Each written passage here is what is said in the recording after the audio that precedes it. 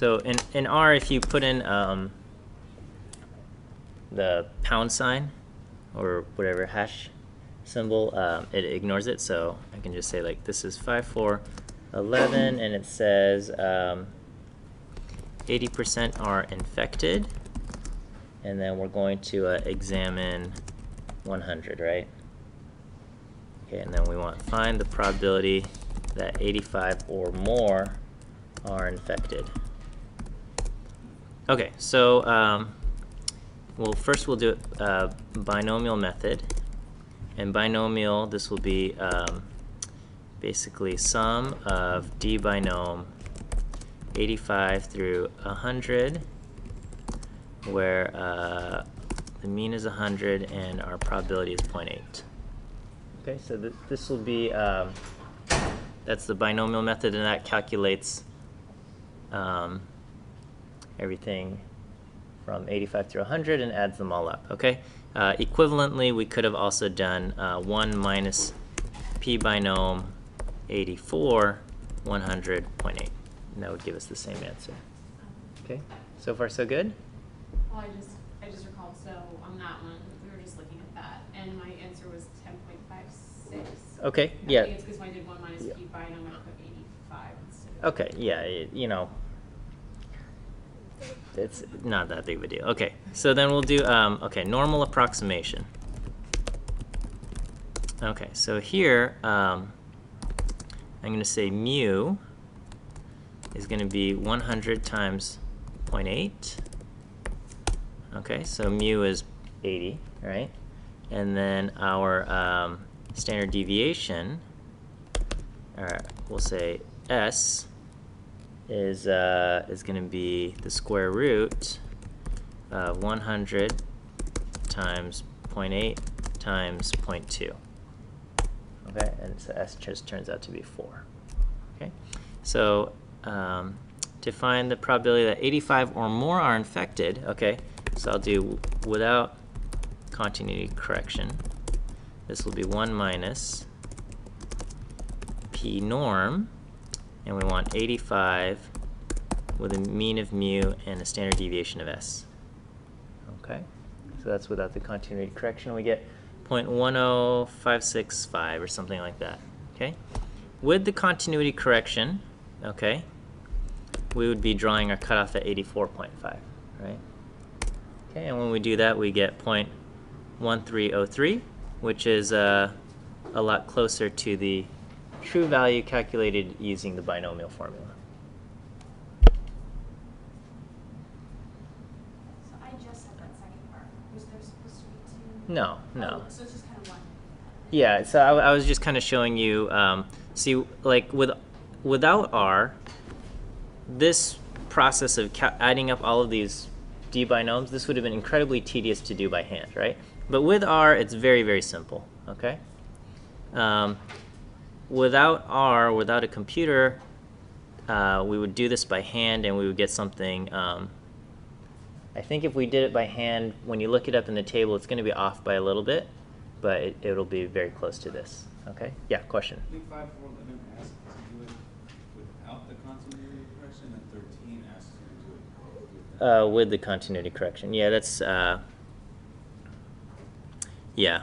Yeah, and then so when you're doing it without the continuity correction, there is a little bit of ambiguity. Should you use 84 or should you use 85? And you get fairly significantly different results when you go without the continuity correction. So my recommendation is always to use the continuity correction. And you're right. If I read 5411 carefully, it says without the continuity correction. Yeah. Since it's greater 85% or more, that means that we go down 0.5 from the 85? Correct. To 84.5, yeah. Yeah. Okay. Is that good? Thank you. And then the stuff with the blood pressure data, that kind of went more or less okay, or a little bit of a struggle? A lot of research on the internet. Okay. Yeah. I mean, that's pretty much how I've learned R, and you know, as you put in more time, you just get more proficient with these things. But yeah,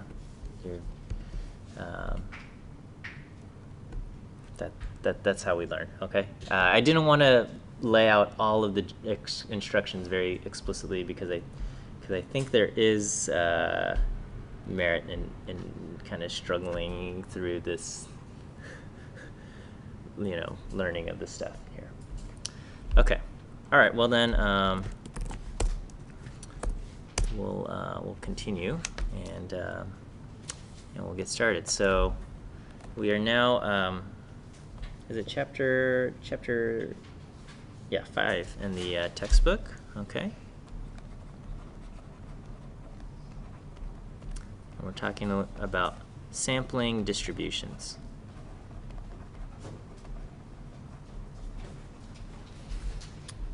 I really hope.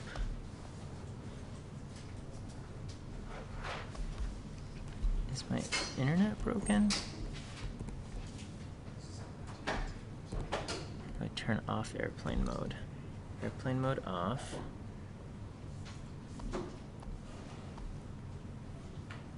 No, hang on a minute. Okay, so we're going to talk about sampling distributions. So last week we talked about the normal distribution, and this week we're talking about sampling distributions, and it will eventually make its way back to the normal distribution here. Okay, but so imagine with me that we've got some kind of population. Okay. Now, we don't actually know the distribution that this population has, okay?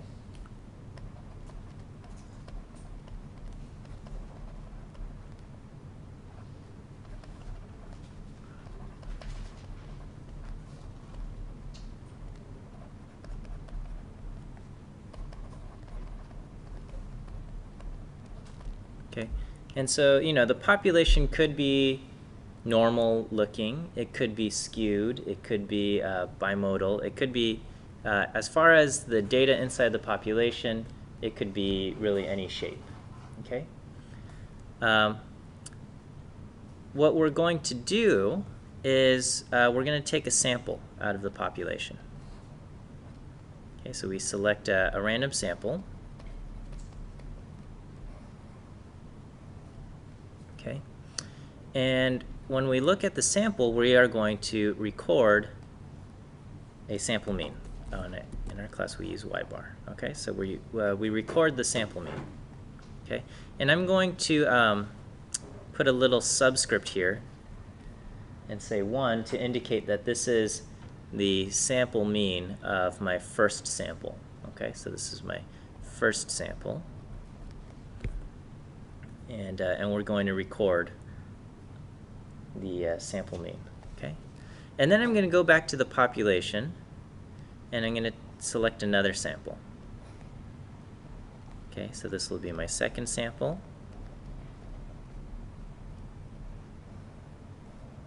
Okay, and here I'm going to get y bar 2. And then and I'm going to do this again. I'm going to go to the population, pull out another random sample.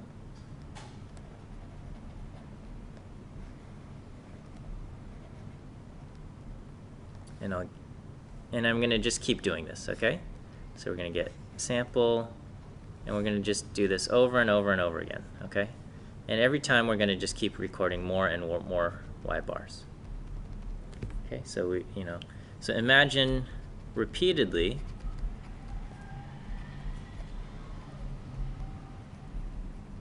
drawing samples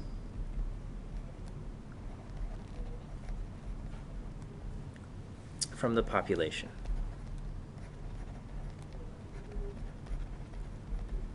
Okay, all of the samples will have the same sample size, okay? All samples are of the same size.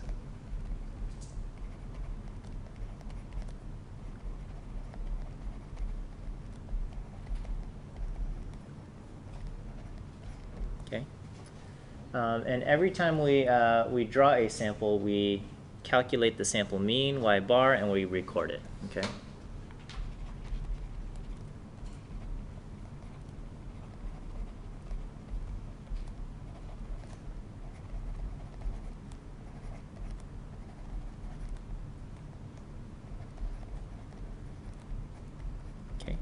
So if I do this, you know, like 10,000 times, I would have 10,000 measurements of y bar. And I can build up a histogram of all the different y bars that I observe, right? So, you know, so let's say I do this 10,000 times.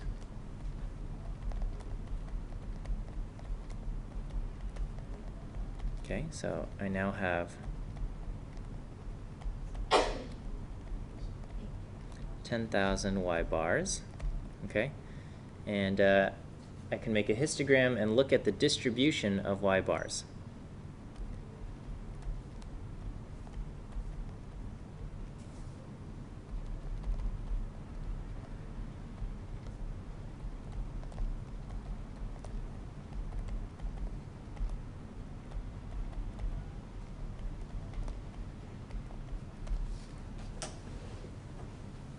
Okay.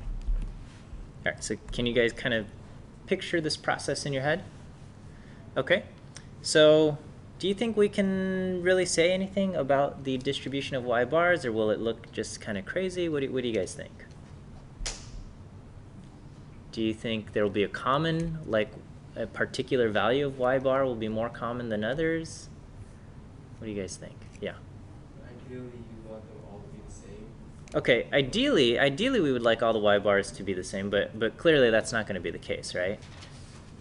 Will they follow a normal distribution? I don't know. We'll have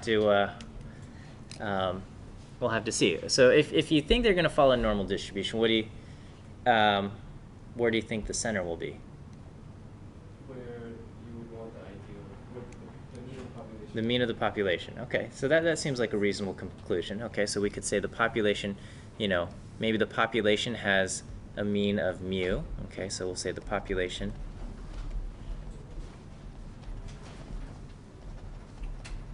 has mean of mu.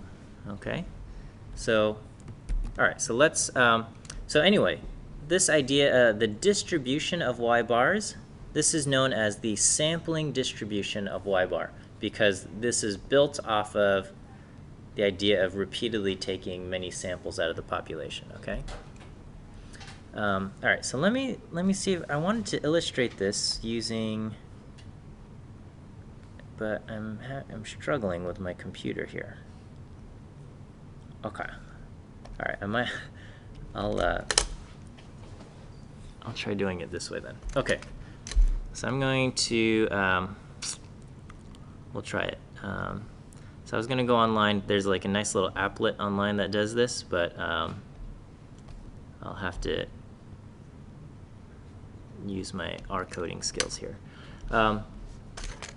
Okay, so just name some kind of population shape that we might have. So, okay, so I'm going to create something called the population. And the population, we'll start off with a normal population, okay?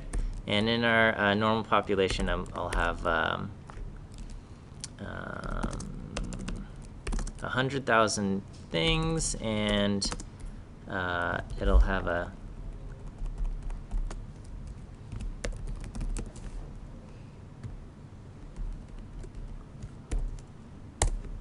standard deviation of 15. So let me just create histogram of population. Okay, so this is what our population looks like. It's got a mean of 100, standard deviation of 15. It looks like this. Okay? Yeah. What exactly is breaks? Breaks just it's just an option for histogram. If I put in breaks equals 5, it basically creates fewer blocks there. Okay. It's kind of just arbitrary way of getting more blocks and less blocks. It's like how many bins do you want, right? Like so when we create a histogram, we can say each bin is going to represent like the values 100, 101, 102, 103, or something like that. Yeah. How come when like sometimes if you go up to the 501, it won't change? Huh? How come like Oh, because so R looks at the data and it tries to splice things up, okay? And so, you know, if you it's got to kind of draw these lines, right? So, you know, let's say the range of your data, you know, goes from 0 to 200 or something, and you ask for it to make 50 breaks, it can kind of do that easily and say each one's going to be 4. And but if you ask for like 51 breaks, then it has to kind of, basically the programming inside the histogram function kind of will say, this, I'm going to get as close to this. So breaks is not a direct measure. It's not going to be like, I'm going to give you exactly this many breaks. It's kind of just like try to get something close to this. Okay? So anyway, this is what we have, okay? So what I'm going to do is from this population, I'm going to draw a sample. So I'm going to say sample the population and take a sample of size 10, okay? And so if I do that, it's drawn 10 values out of the population, and those are the 10 values there, okay? And I can call it again, and here it's drawn 10 different values, and so on and so forth, okay? And so because I want to reference this in the future, I'm going to use this command, and I'm going to take the results of sample and use the little arrow to say store it into this object samp, okay? And then putting parentheses around that entire line basically says, because normally if I don't have the parentheses, it does the operation in secret. It runs it, but then it says, I've stored the result of samp, and then you say, well, I want to actually know what was inside samp, so then you have to tell it, print it out. By using, putting parentheses around it, it'll run the thing, and it will also tell you the results here, okay? And then so from here, I can say, okay, well, calculate the mean of these values, okay? And we get the mean is 107.4, okay?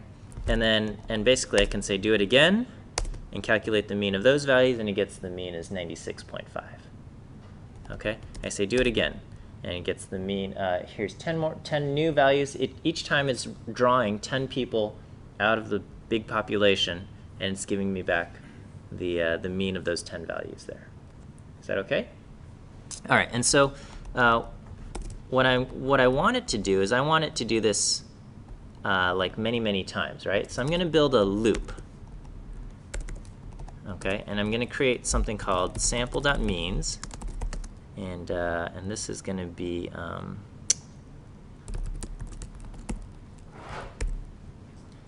10,000 is 10 to the 4, okay? So I'm going to basically just create kind of a, this is called a vector of NAs, vector of missing values. So I'm just creating kind of this thing where I'm going to store all of my values, okay? And that's called sample.means. So I'm just going to store my sample means into here, okay? And I'm going to create a loop, and the loop is going to say for I in 1 through basically 10,000, do the same thing over and over and over again. Okay.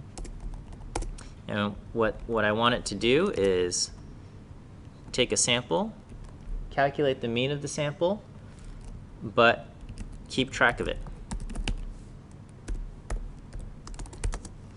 Okay, and so basically, the first time it runs through, it's going to start off with I equal to 1, okay, because it says 1 through 10,000, so this creates kind of a string. It goes 1, 2, 3, 4, all the way up through 10,000, okay?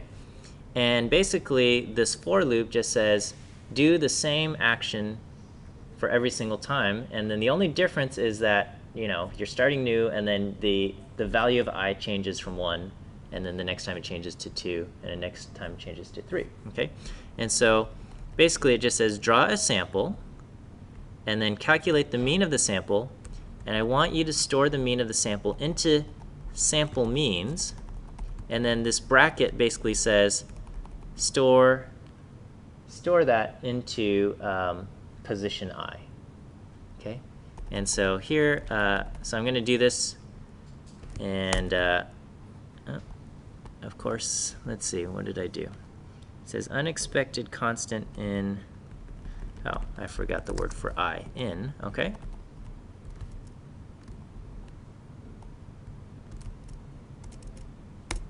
Okay.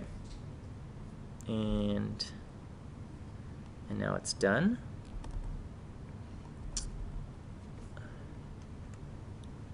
Okay, and then so now I can say, so keep note, this is the histogram of the entire population. I can now create a histogram of the sample means. Okay, and I'll say breaks is equal to 30. Okay, and then so tell me if you notice a difference between histogram of the population and histogram of the sample means. So what has changed?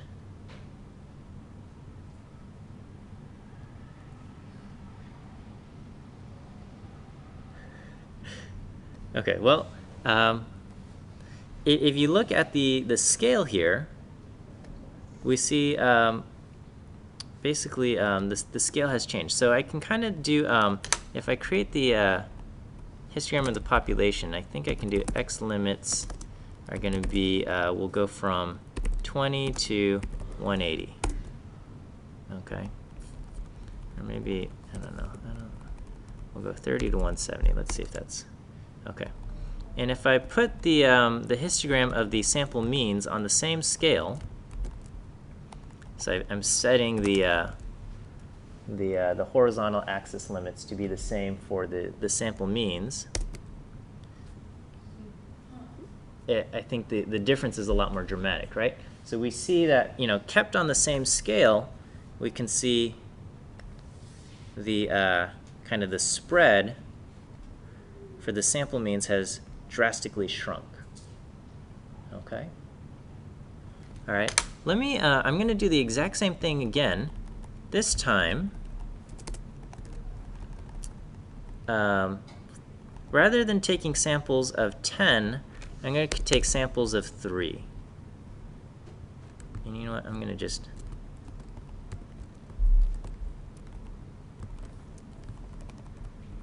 for the sake of memory, I'm going to just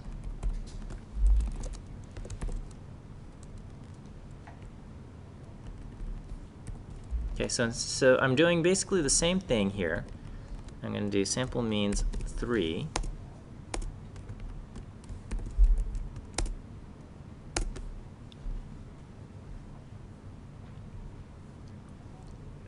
Okay, and let's see if, what do you think this histogram will look like?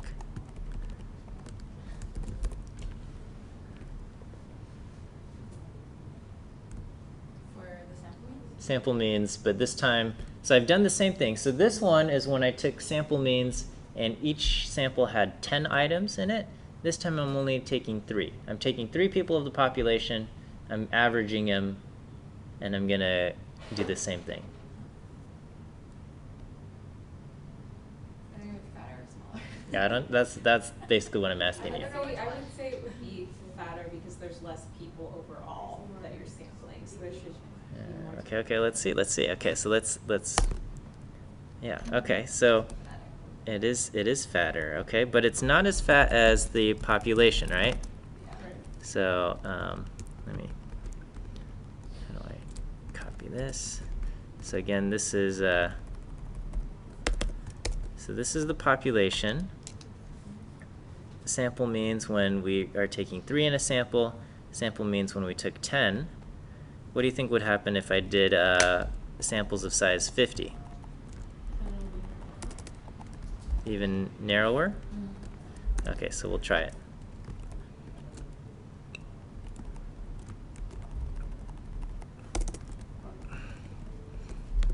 Sample means 50, and all I'm going to do is when I call the sample function, I'm just going to take 50. Okay, so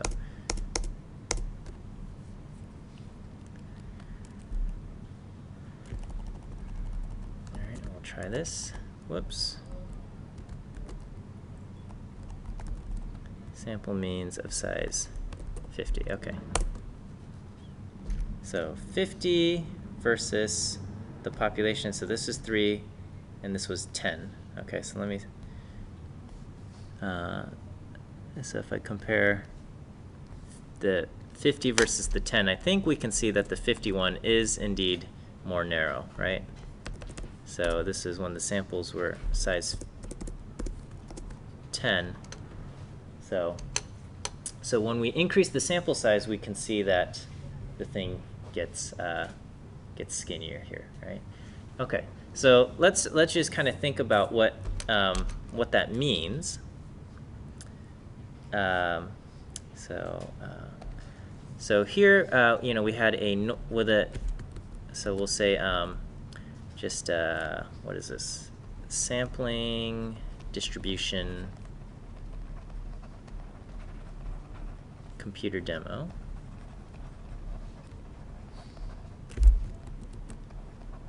Okay, things to note. So we started off with a normal population. So the population was like this, okay? And then we took, you know, the sampling distribution.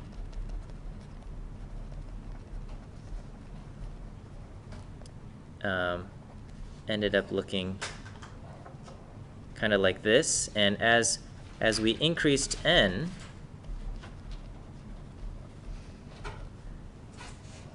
it got, my pictures are terrible, but it got more and more skinny, right? So as we increased n, the more narrow. Okay. We can, I'll put that back up. That was starting off with a normal, the population being normal. We can look at the kind of the standard deviation to kind of back up the fact that all of this changed. And we can also look at how the mu of our population, so the mu of the population should be, I think, very close to 100, because that's kind of how I told R to build up the population. And we can look at the mean of each of these sampling distributions.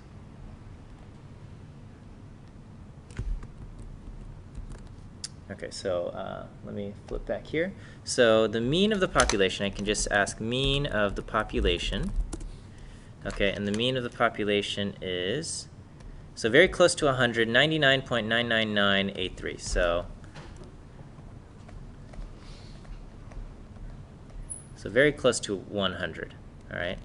The mean of the sample means, so this is when I drew 10, that is 99.939, so very close. Sample means with, when I drew 3 is like 100, sample means when I drew 50 is, so they're all very, very close to the population mean of 100, okay? So I'll say all very close to the population mean. Okay. If I ask for the standard deviation of the population is just over 15. The standard deviation of sample means when I drew only 3 is about 8.7. The sample means when I drew 10 is 4.7, and the sample means when I drew 50 is 2.16. Okay, so the standard deviations all verify that the amount of spread we see decreases as we're increasing our n. As we, you know, instead of drawing 3 at a time, if we jump up to drawing 10 at a time or drawing 50 at a time, the spread decreases, okay? All right, and so let's, you know, let's think about that, what that means. So if I draw samples of size 3, okay, and remember our population has a mean of 100, okay? So I'm expecting, you know, my random numbers that I'm drawing from the population to be around 100, but, you know, maybe a little bit higher, maybe a little bit lower, okay? And so, you know, I could get something like, you know, 102, something a little bit higher, 110, and something a little bit lower, 90, or something like that, okay? And then here the average would be something like, y bar would be, you know, 100.67 or something like that, okay? But it's also possible for me to get, you know, 110, you know, 115, and 105, okay? And here my y bar would be 110, okay? And then it's also possible to get samples where, you know, I'm getting like 90, 85, and 95, okay? And here my y bar would be something like 90, okay? All right, with samples of size 10, okay, you know, I'm going to be drawing a lot more numbers, okay? And so in order for me to get a y bar of 110, that means all 10 of my numbers have to be on the, like, the higher side, okay? So, like, you know, if I could get, you know, a number like 110, a number like 115, a number like 105, but then I have to draw like 7 more numbers, and it's just not so likely that all of those 7 numbers are going to be all on the high side, okay? So it's, you know, 7 more, more numbers, which makes it, makes it unlikely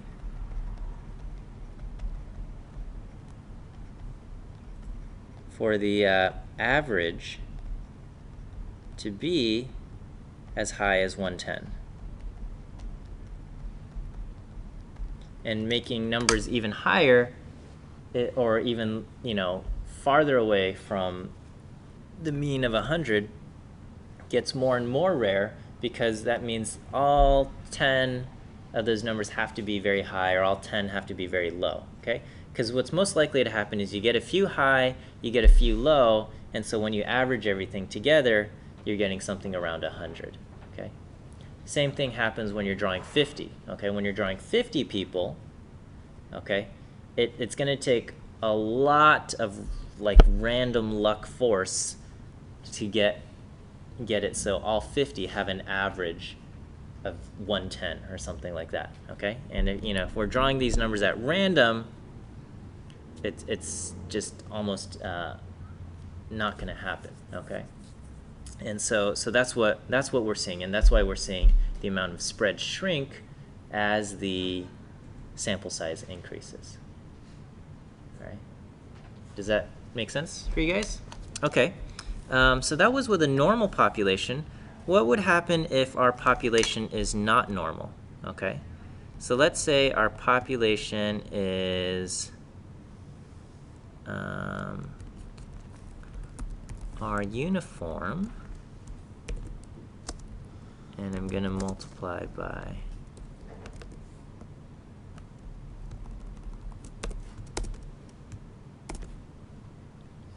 oops, okay, so wait. Go from 0 to 100. Okay. All of these things should be flat. This is a small artifact of the way the histogram bundles things, but basically all the numbers from 0 to 100 are about equally likely. Okay, so I could create table. Okay. Oh, actually, no, I am getting something a little bit off. Oh, and that's because I have to do this floor. Okay. Okay, and that we get a little bit more of that artifact there, but okay, so all of the numbers 0 through 99, you can see show up with about equal probability, all around 1,000, maybe some a little bit more, some a little bit less, or something like that, okay? And so here I'm going to, so this is what the population looks like.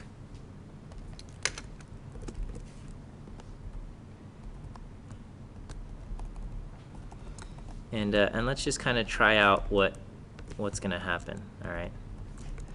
So we'll do, so maybe I'll just start off by taking sample means of size 2, samples of size 2, and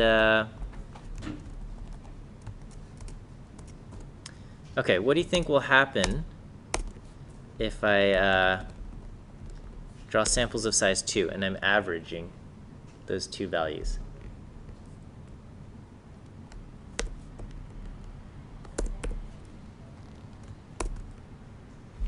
I get this. Okay? So this is kind of like rolling two 100-sided dice. Okay? And I get something that looks like this. All right? I can try this with samples of size 3.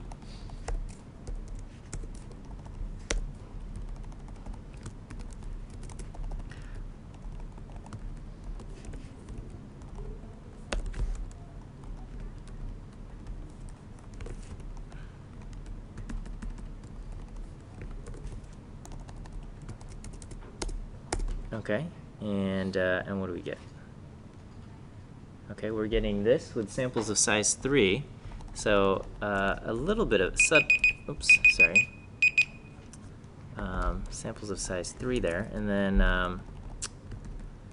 let me do samples of size 5. Okay, and then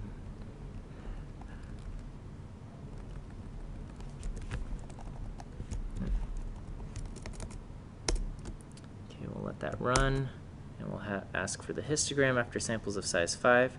Okay, this is it's still not looking quite normal-esque, but you know, I'll jump up to samples of size 10.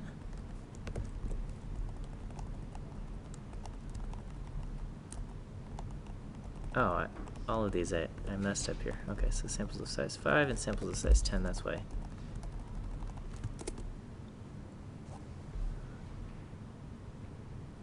Okay, and we're starting to get things that look quite a lot more normal. And then if I were to go to samples of size 50, sample means 50.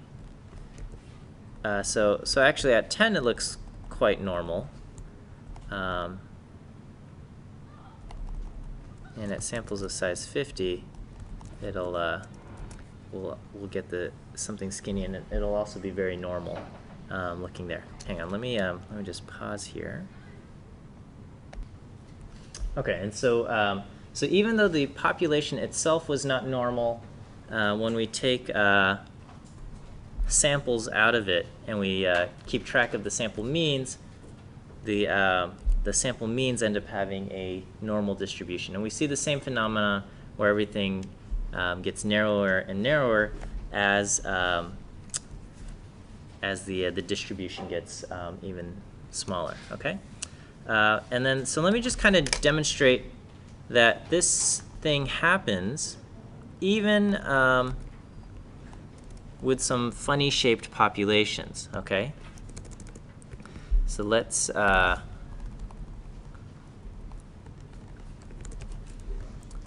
let me do this, and then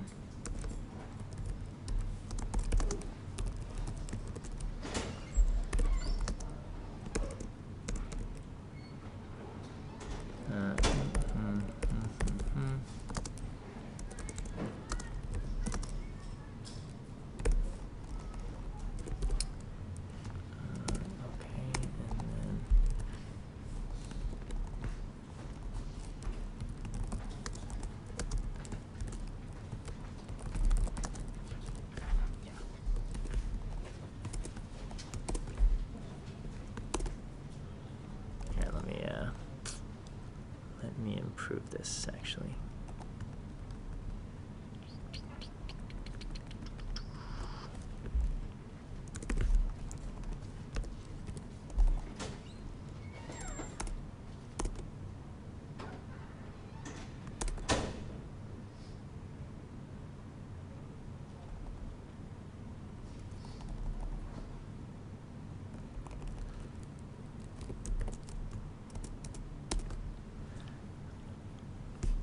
Okay, so let's say our population looks like this. Okay,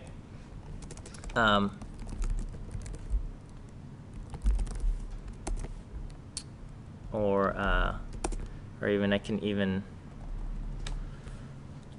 So the mean of our population here is around 50. Okay, so the population is actually kind of consists of two chunks here. We've got a kind of like a normal looking thing centered at 60, but we also have this chunk from kind of 0 to 20 here.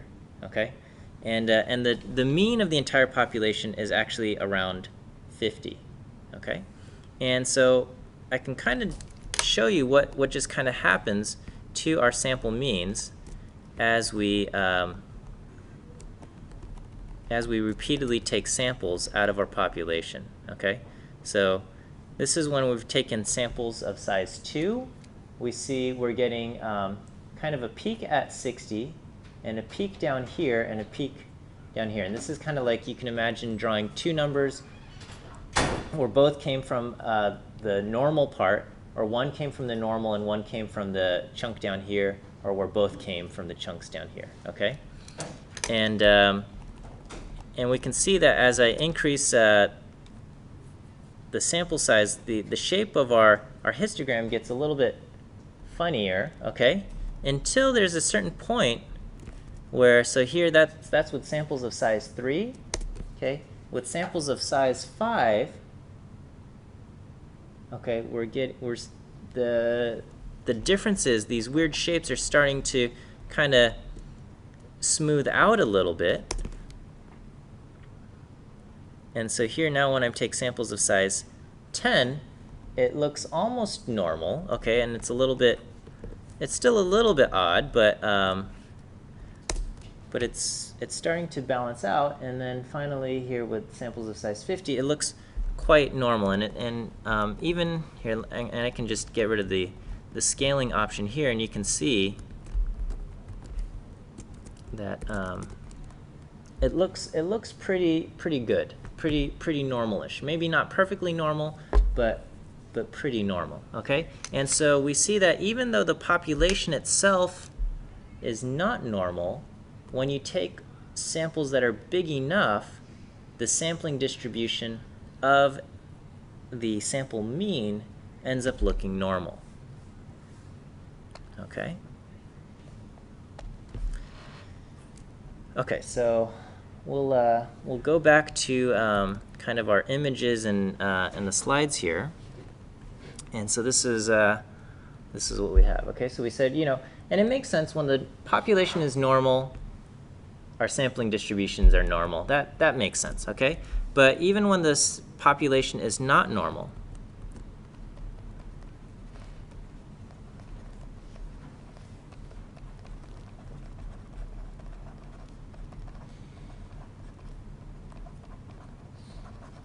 okay, we say the sampling distribution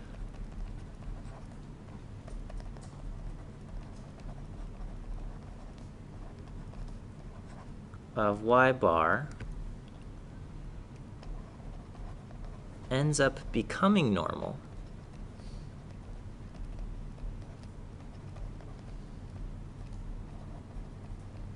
when n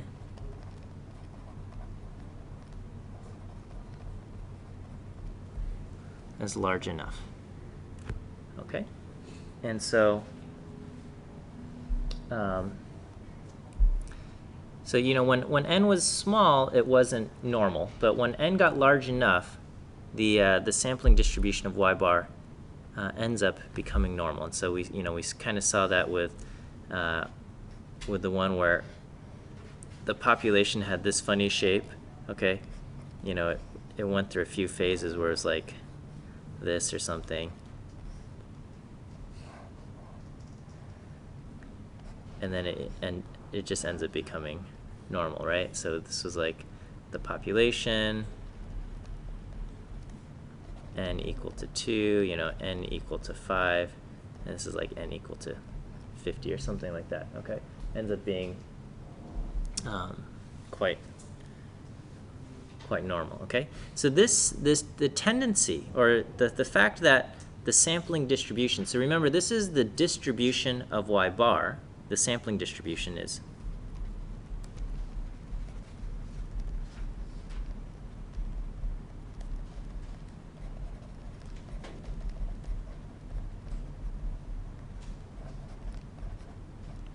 the sampling distribution of y bar tends to the normal. This is known as the central limit theorem.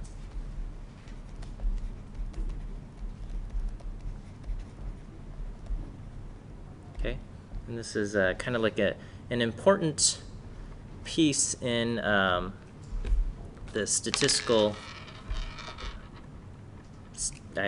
history of statistics, I guess, in that even though the population itself is not normal, even if we have no idea what the population looks like, we can say that the sampling distribution of y bar can be expected to be normal or something close to normal, okay?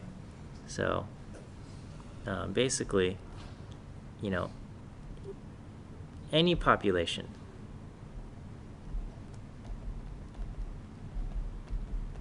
so we can have any population, and if we repeatedly draw samples with a big enough n,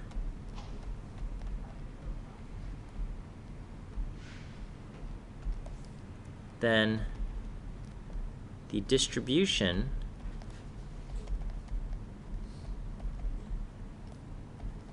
of y bar can be expected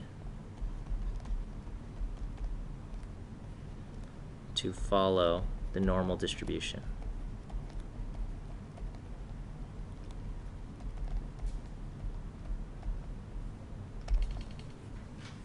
Okay?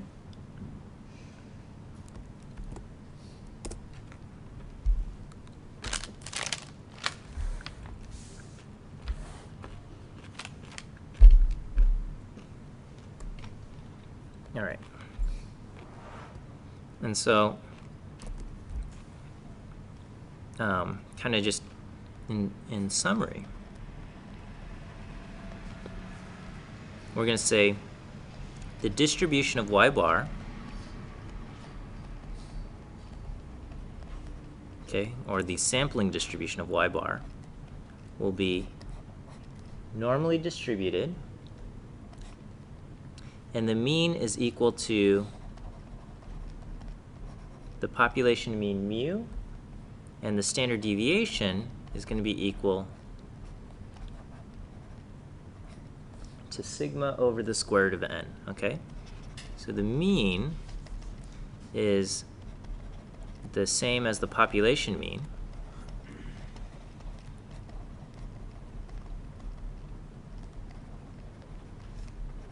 mean mu, okay?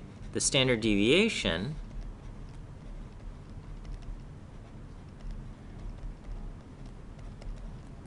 is the population standard deviation sigma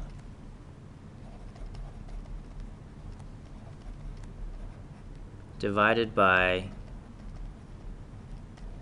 the square root of n, the square root of the sample size.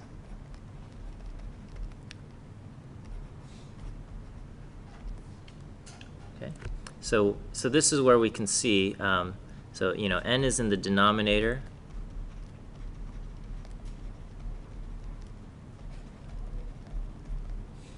So larger n's, larger values of n corresponds to a smaller standard deviation.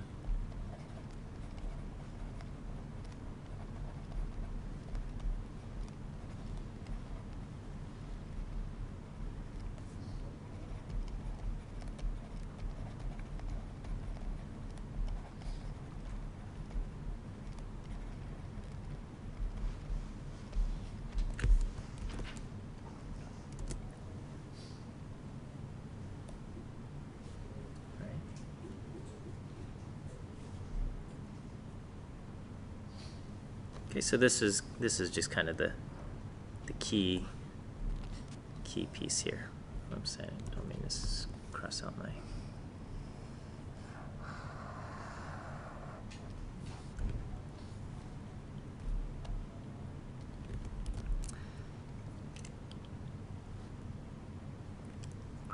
Okay, and so I have to put in kind of like this little asterisk and says, you know, large enough. What exactly does that mean? Okay, so, you know, what does it mean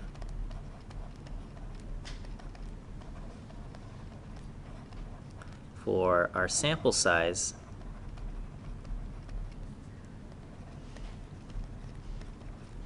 to be large enough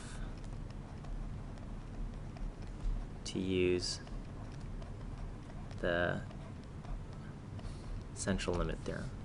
Okay. So again, central limit theorem, the big idea there is that y bar will follow the normal distribution. But we saw, with the examples that were not normal, the uniform one and the funny shaped one, we didn't have normal shaped sampling distributions until we got to at least y bar samples of size 10 or more. Okay, and so what we say is that, okay, so if the population itself is normal, so if the population is normal,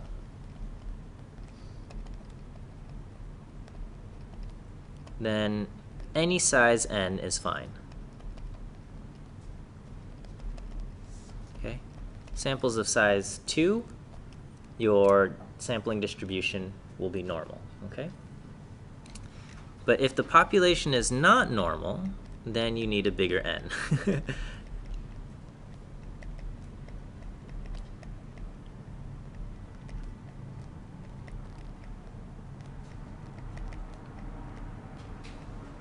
Okay, and the answer here is exactly what size n we need is, it's hard to say. Okay, so if the population is still unimodal and symmetric, okay, but maybe not perfectly normal, then n on the smaller side, like n of 10, is probably big enough. Okay, so symmetric populations, these are just rules of thumb. Okay, for symmetric populations, probably n of 10 or more is big enough.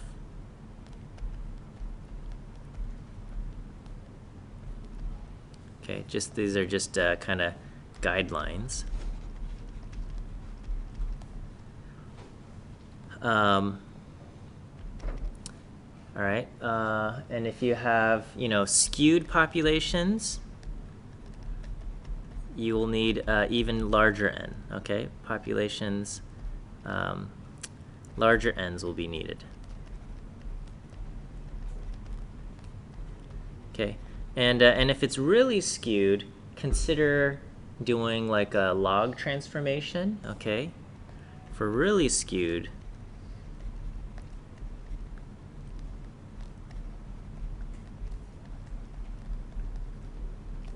consider a log transformation.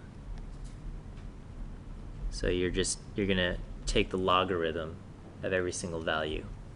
Okay, and that sometimes helps dealing with really skewed data. Okay, so income, just because in the United States, most people are going to be between 0 and 200,000 per year. Okay, and that'll get most people. But if you have someone on there making $1 million a year or 10 million a year or something like that, they are 5, 50, way, it's very far skewed. Okay, and so a log transform can help that.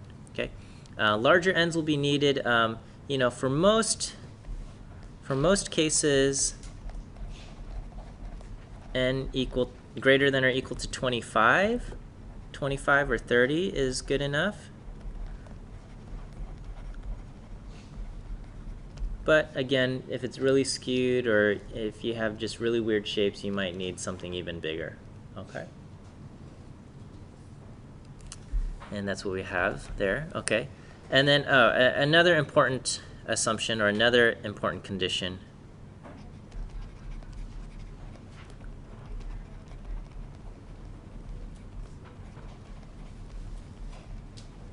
Okay. Your data must be obtained via random sampling.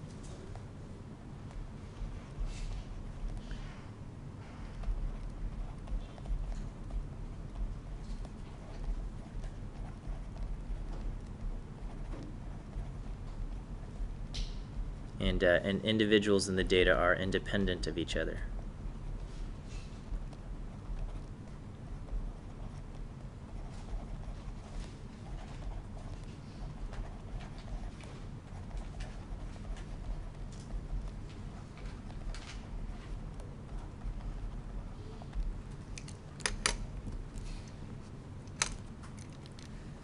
Okay, so that's what we have there. Okay, so let's just kind of try maybe a little application of this, all right? And I hope this makes sense here. Okay, so we will say IQ scores are normally distributed. So we'll say IQ comes from a normal distribution, mean 100, standard deviation 15. Okay, and we will say okay. So question 1 will be I pick a person at random.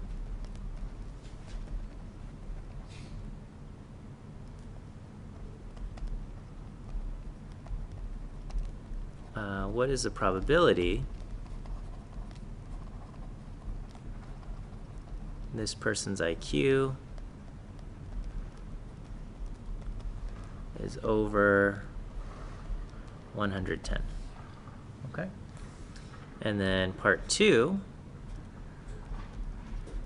I pick a random sample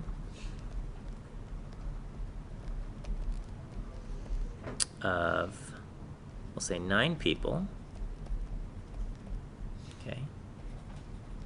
And the question here is, what is the probability that the average IQ of the 9 people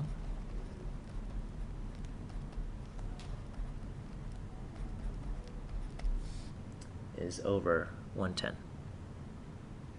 Okay, so go ahead and try that out.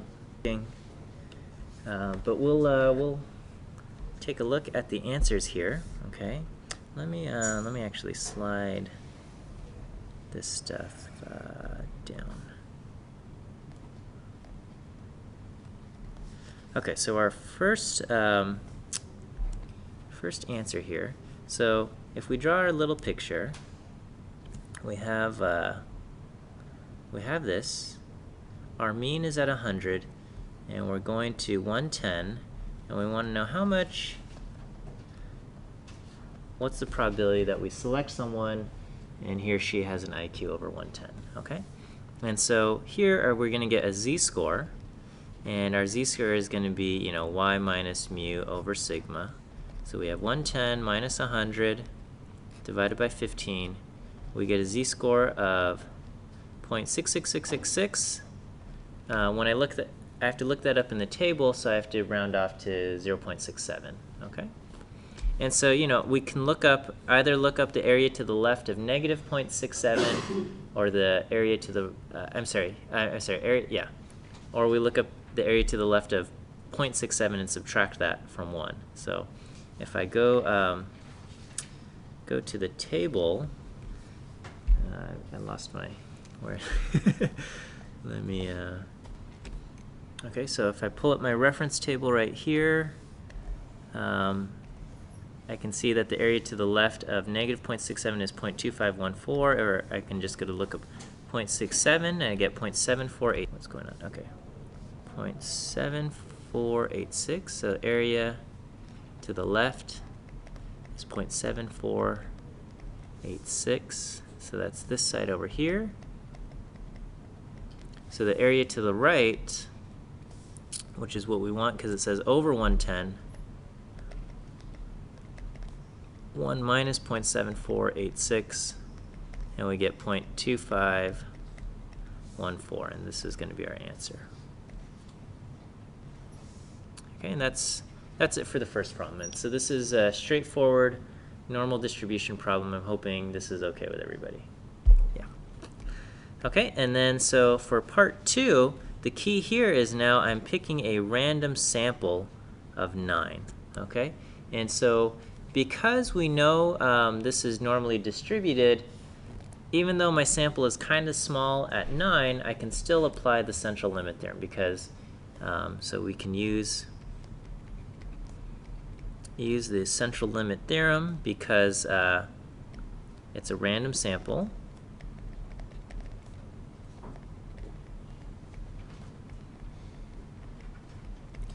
and the population is normal, so samples of size 9 are big enough, okay? If the population wasn't normal, then samples of size 9 probably would not be big enough to use the central limit theorem, okay? But the population being normal, samples of size 9, that's fine, okay? And so what that means is that our y bars will come from a normal distribution.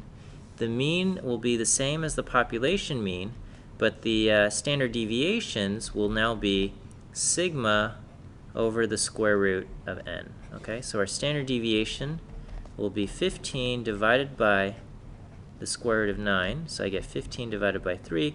My new standard deviation is 5. Okay, so rather than 15, I have a standard deviation of 5. Okay, and we're still asking the same question, what's the probability that our sample mean is going to be over 110? So my picture looks almost the same. Okay, except now I'm at 100, and I want to know what is this area over here. Okay, so I look for a z-score. I get 110 minus 100, and the key difference here is that my standard deviation is not 15, but my standard deviation is 5. Okay, and so this is going to give me a z-score of 2. Okay, the area to the left of 2. Okay, if I go to the table, I look up 2.0 and I get 0.09772, which means the area to the right, and again I could have just looked up z equal to -2, but this will also work, 0.0228, and this is going to be my answer here.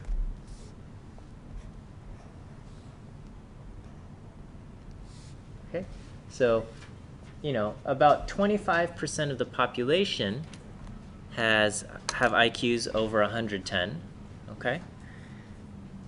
But now that I'm selecting a random sample of 9 people, the probability that the average IQ of those 9 people being over 110 is now only about 2%, okay? So, you know, a random sample of 9, it's going to be harder to get kind of this above average in terms of intelligence group, or it's above average in terms of anything group, okay, because it's now a random sample. So you might, by luck, pick someone with a high IQ, but there's also a good chance, but by random chance, that you're going to get, you know, average or below average people that will kind of balance everything out. Okay. Yes. Maybe not the most useful question, but why would this be different from, say, you know, taking 0.25 to the 9 or something, right? Like the probability of getting 1%. So it's yeah, this, okay, so this is a good question, okay? So so here, you know, so if we say let's say, okay, so we'll just round off for simplicity, and we'll say the probability that someone has an IQ over 110 is 25%, okay? Why not just say, what's the probability I get 10 people where all of them's over, you know, like it'll now be like a binomial problem, right? So we'll say, you know, probability of getting a random person with IQ over 110 is 25%, okay? So, you know, if we're talking about a random sample, you know, why not I just ask, what's the probability that I pick 9 random people where all of their IQs are over 110, okay? And that's a little bit different, okay? Because so here, you know, one option would be, you know, what is, if I do 0.25 raised to the 9, this is essentially saying the probability of picking 9 people where all of their IQs are over 110. So it's essentially like kind of like a binomial problem, you know, where n is equal to 9, p is equal to 0.25, and j would be 9, right? We want 9 out of 9 or something like that. Okay, this is actually, this is different because the other side is, you know, we pick 9 people at random.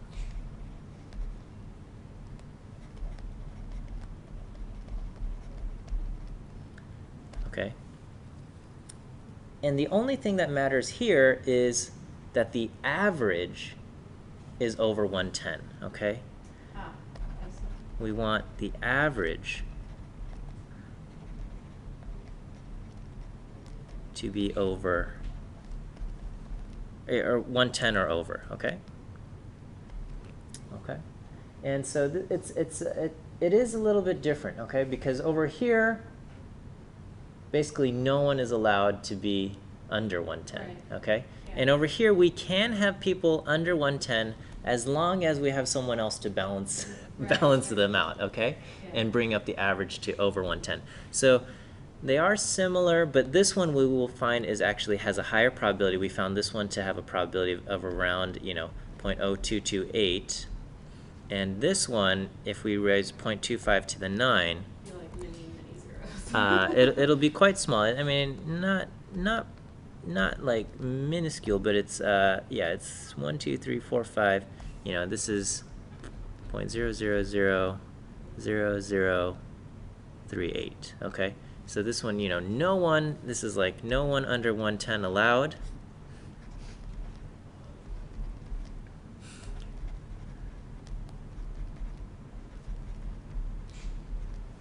It's like mediocre Mensa, and and over here is like, you know, you can be under 110 as long as you bring someone to balance you out, okay?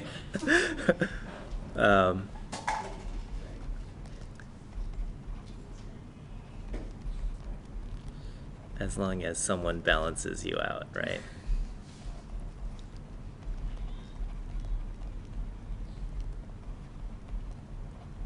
Okay, so this is a little bit less exclusive than the no one under 110 club. Okay, so that's basically the difference there. Okay, and this is a thing about the central limit theorem is that we are only looking at the group mean. We are not looking at the individuals. So what the actual individual values are, that doesn't really matter. We just care about the group mean, the y bar. Okay, so for the central limit theorem. Okay, why don't we take a 10-minute break here, and then and we'll come back and continue on.